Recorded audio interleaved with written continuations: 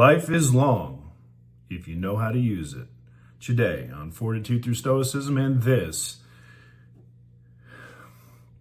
this journey is almost coming to an end.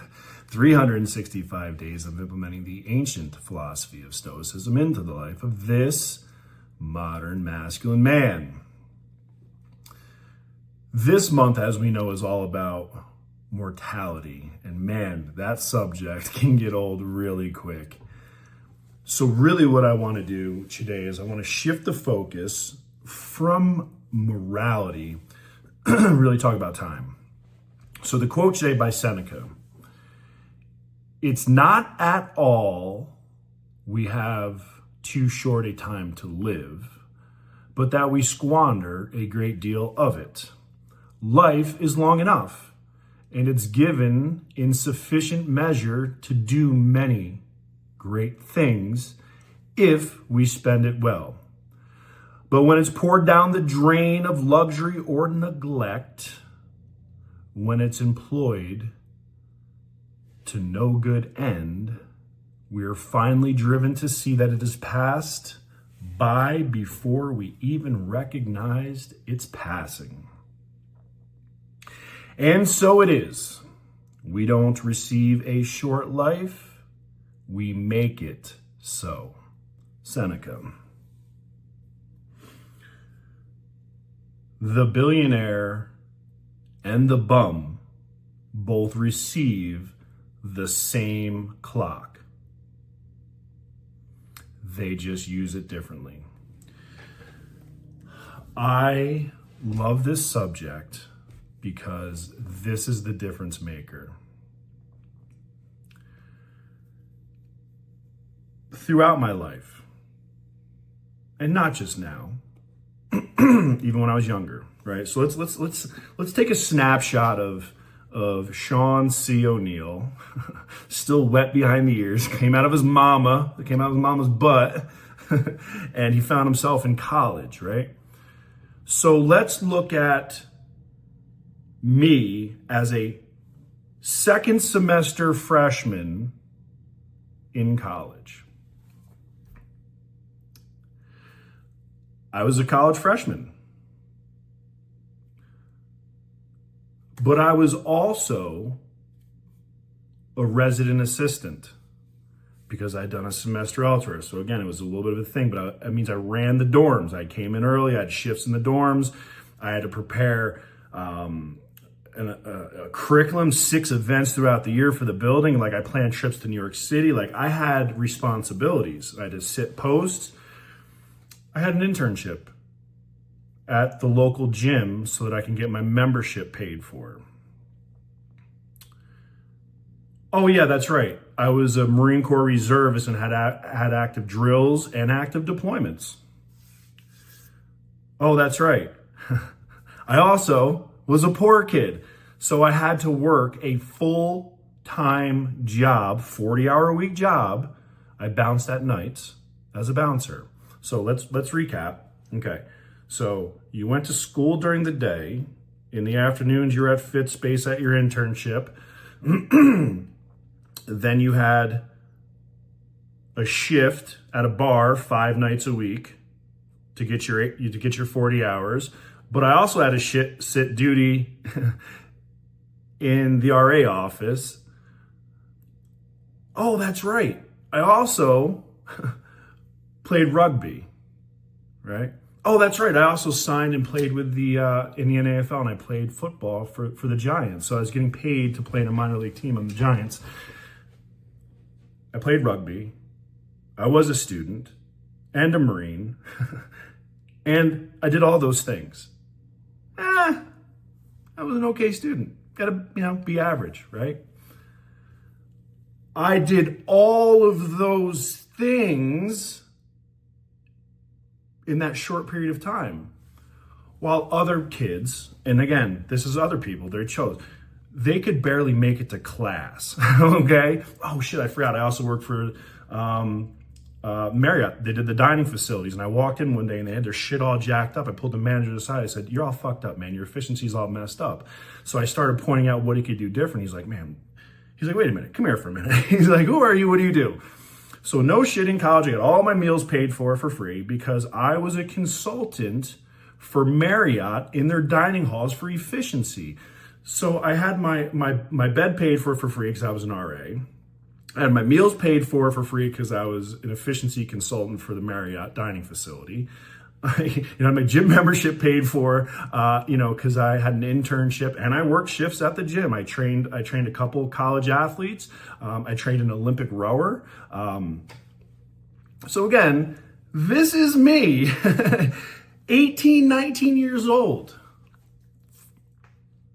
Oh, and I sent money home to mama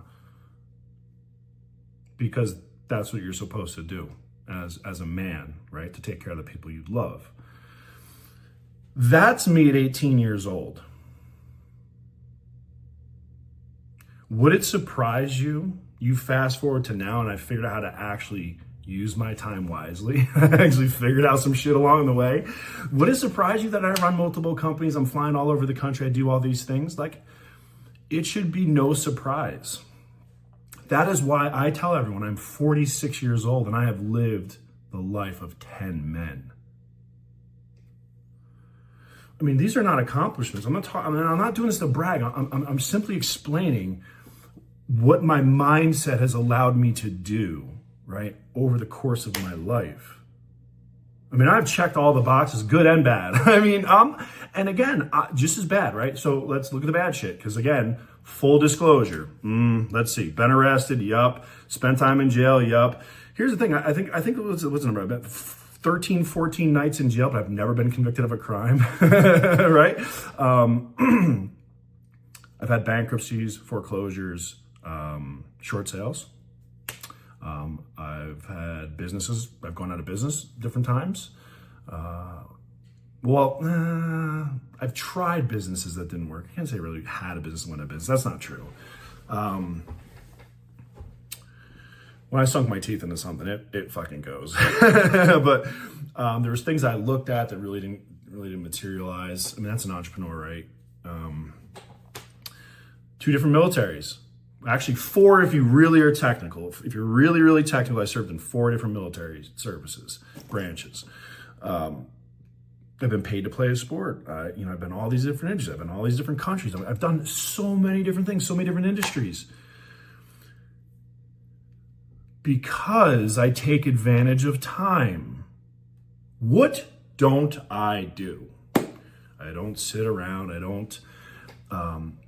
don't waste time chit-chatting and gossiping and everything I do is ultra efficient.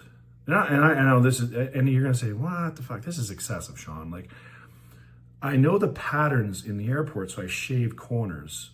I'm talking like I shave so my shoulder will touch the wall. Because I know that fraction of a second over the whole day will add up to something, right? I'm always looking for opportunities to collapse time, to habit stack, to delegate. I finally read the book, The 4-Hour Work Week by Tim Ferriss. And I resented and rejected that book for a long time because I am guilty of being a workaholic. I am very passionate about my projects. I get ultra focused. I get sucked in. I lose moments, minutes, months.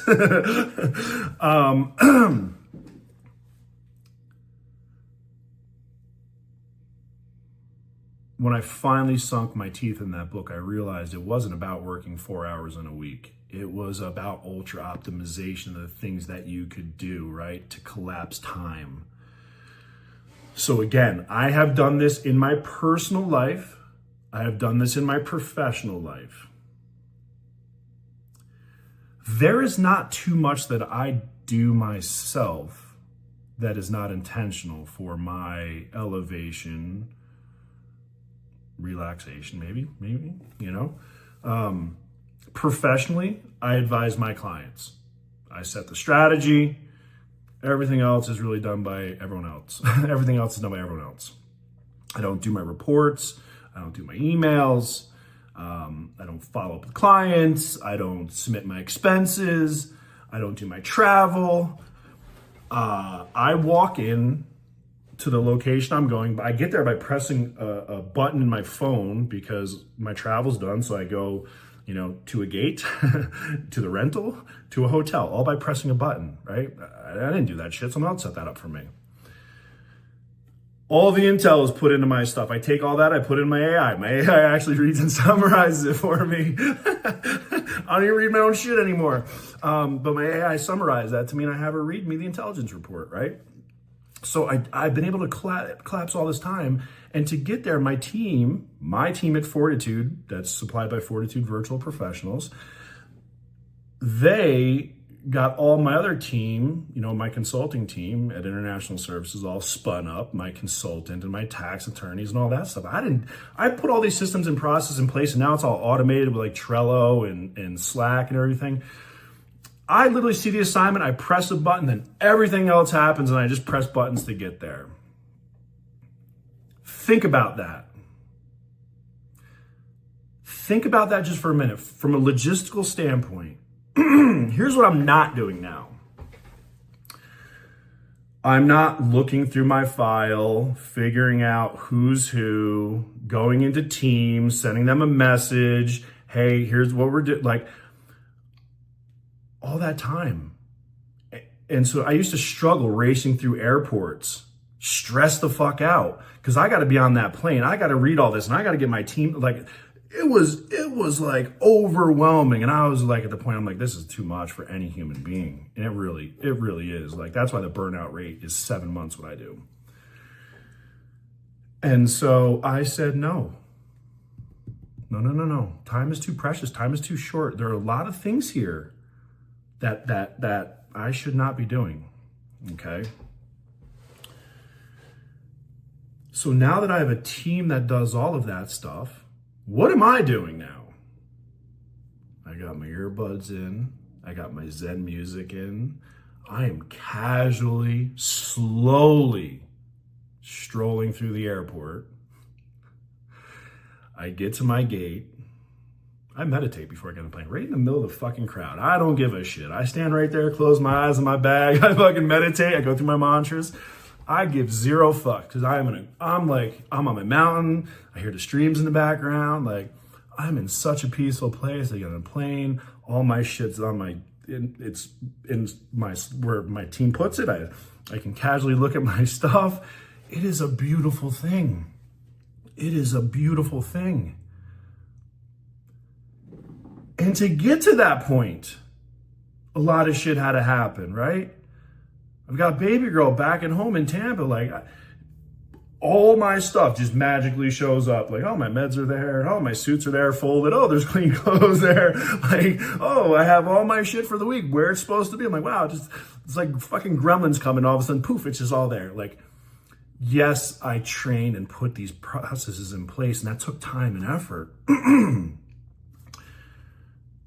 But God damn it, now that those things are in place, those systems and process, personally and professionally, my time is spent on elevated tasks, learning. How can I get better? How can I help more people? How can I help fewer people more? That's better. How can I help fewer people more, right? How can I get better at my craft? How can I take one of my businesses to the next level? How can I empower people? How can I engage in philanthropy? And, again, the question that David and I set out to do, and I'm shifting gears, the question that David and I set out to do 2 years ago is, hey, how can we double our money in a year? 100% rate of return. I was toying with the idea. I was going to call it like, net 100 or something. I was going to come up with these ideas for this fund, right?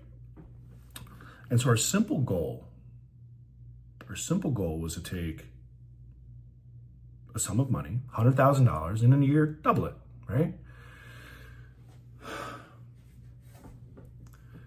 Well, 2 years later, the uber anal perfectionist that David is and my unrelenting drive, here we are. Yes, it was a monster day because we've been testing since last July. We started that 100,000 mark with a very simple goal: double our money. Because if you do that, it's very easy to get other investors, right? That's a very easy thing to do. You destroyed the market. But no, we didn't do that, unfortunately. Yesterday was a big day. It was our biggest trading day yesterday for our algorithm. We actually hit the $1 million mark yesterday. That's right, I said that. We 10x'd that investment in less than a year. That only happens from complete focus, unrelenting drives. So many failed experiments every time. David, it's got to go back to the programmers. This doesn't work. My God, fucking talk about the light bulb. Talk about the light bulb, Edison. Holy shit. That's what we went through, right? That's what we went through. So many people would have quit. But no. Life is long if you know how to use it. So we stayed focused. And now, we're about ready to turn on the switch. For 3 months, I'm going to let my friends and family come in, and the doors are closed, and it's only institutional money. But I have gone from being homeless to now having a hedge fund. All of the documents are being filed right now. My LP, the management company, the trading company's already done.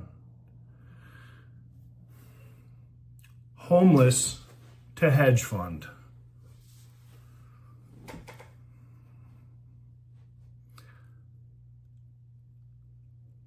Logically, I would sit back and say, I'm using my life just right. Thank you very much. And on that, time to execute.